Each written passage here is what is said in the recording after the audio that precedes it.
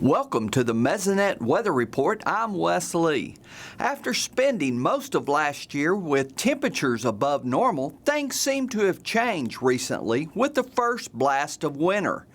Temperatures dropped below normal last weekend and have stayed there ever since. You can see this on this line graph of statewide average air temperatures. The dark line is the long-term average and the blue line shows temperatures for this year. Data on this graph is smooth temperatures, which takes out the daily fluctuations and shows trends better. On Tuesday, a hard freeze was seen in most of the western counties with the coldest air in the Panhandle. If you add in the wind chill, the felt temperatures in the west reached down into the single digits. Wind chill is only calculated when temperatures are 50 degrees or lower and wind speeds are 3 miles per hour or above. This cold front also brought the first significant snow amounts to the state. Totals range from 1 to more than 6 inches in the southwest. The coldest air of the season was expected to arrive on Friday with high temperatures forecasted to stay near freezing. The temperatures are expected to increase in Oklahoma next week as seen by the gray and browns on this forecast map. Now here's Gary with info on our persistent drought conditions.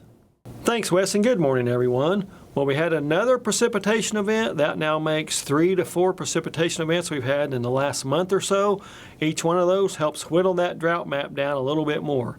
Let's take a look at the newest drought map and see where we're at. Well, more improvements over in southeastern and east central Oklahoma, a little bit more up into northeastern Oklahoma.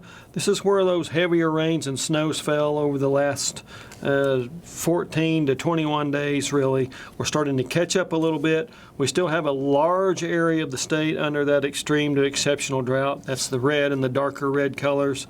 But we do have a little bit of hope with these precipitation events. We just need more. We can see those areas of relief on the first 15 days of November, the rainfall map from the Oklahoma Mesonet. We see that large area of 1.5 to 3.5 inches of rain, even above 4 inches in some cases across the southeastern quarter of the state.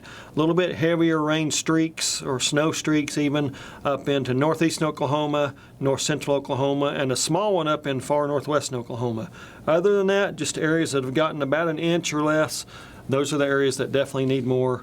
Actually, everybody needs more, but some need a little bit more than others. Those areas of surplus show up a lot better on the percent of normal map for the calendar month so far, down in southeastern, north central, northwestern, northeastern Oklahoma, a little bit in southwestern, but we also have those dry areas out in the Panhandle and other regions around the state where those yellow and orange colors show up. Just need a bit more rainfall over better coverage of the state. As we've talked about before, we are in the midst of La Nina, so we take a look at this rainfall departure from normal map for the December through February time frame. This is usually when La Ninas are at their most impactful. We do see that the southern 2/3 of Oklahoma over those time frames do see less than normal rainfall in La Nina period. That's something we have to take into account when we look at the latest drought monitor map for December through basically the end of February. We do see most of Oklahoma expected to remain in drought through the end of that period. So really the same messages that we always give during this drought over the last 14, 15 months. We simply need more precipitation. Rain or snow, we'll take it. That's it for this time. We'll see you next time on the Mesonet Weather Report.